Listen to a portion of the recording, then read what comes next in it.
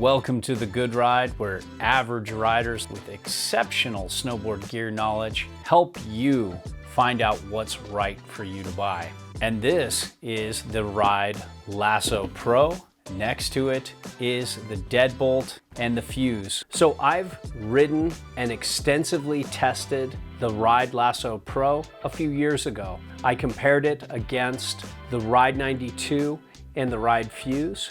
The Lasso Pro hasn't changed much or at all since I've reviewed it. I'm only redoing this review to give you a better format and to show you how the Lasso Pro compares to the Deadbolt and the Fuse after I've gotten a lot of time on both of those boots as well. When it comes to weight, this is 2 pounds, so's the Fuse. The Deadbolt's 1.8 pounds, so all of these are light. When it comes to sizing, this felt like the Fuse, exactly. Not like the Deadbolt and the Torrent, which I just rode, that really fit well for my size 9 boot, but more importantly, fit really well for my E width. I didn't have to heat mold them.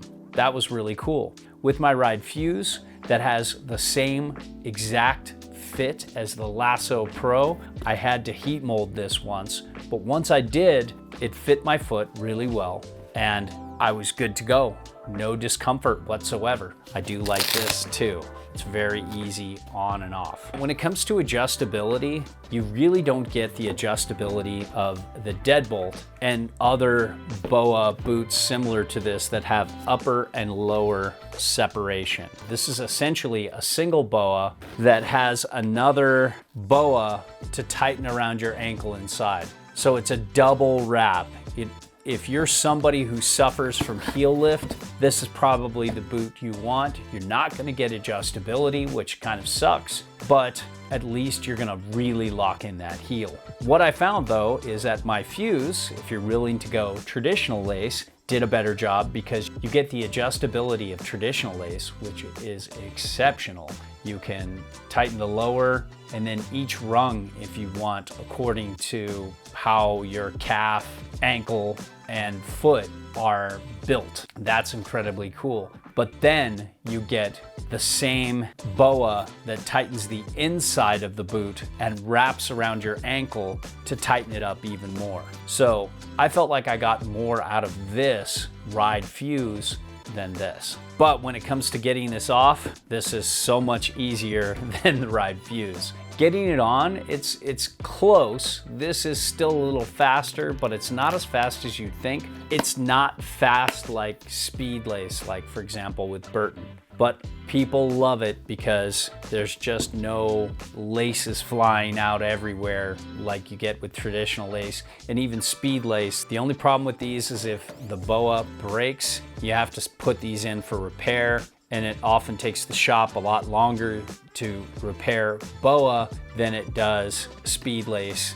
And traditional lace you can just do your damn self. When it comes to the flex, these are medium stiff, so much like the Fuse. When it comes to the construction and flex retention, I love this backstay. It's the same as my Ride Fuse. It does a great job at preserving the flex because this just never really breaks down. You know, after 40 plus days on my Fuse, it never broke down. It's still just as firm as the new one I have here. Now on the front though, this tongue has this really cool kind of rubbery plastic that really retains its flex. This doesn't have that same material here. So this tongue will break down faster over time than this tongue. This is the high-end tongue like you see on the 92 and other high-end boots with Ride. This is good, much better than the Deadbolt, which has none of that. It's just a regular boot. It retains its flex pretty well with the articulation point right here, but I noticed it breaking down and it just didn't hold up anywhere near as well as my Fuse. Here I am at day 40 something with the Fuse and it feels a touch broken in, so it doesn't feel as twitchy, but it's never really degraded after that. When it comes to shock absorption, this has the same exact sole as my Fuse, which I've ridden extensively and this has very little shock absorption. It's kind of a bummer. You've got pretty good board feel though, but I sure could use a little bit more shock absorption. I wish it had this cush shock absorption of the Deadbolt. That's perfect for me. It's a nice balance between being shock absorbent and having good boot feel. When it comes to traction, this has the same exact Michelin sole as the Ride Fuse. They're different colors, but it's the same thing. They feel exactly the same, look exactly the same.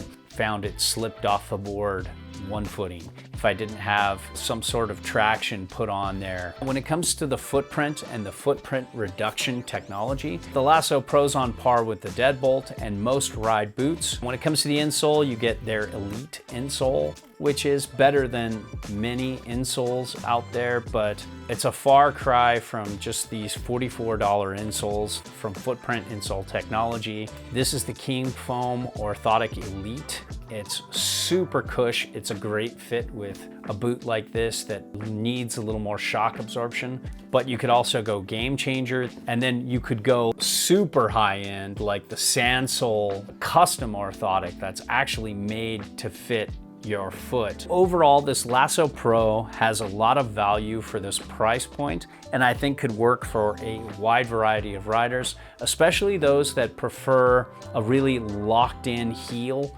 over adjustability and want a really easy in out boot that will last a pretty long time. That's the Lasso Pro.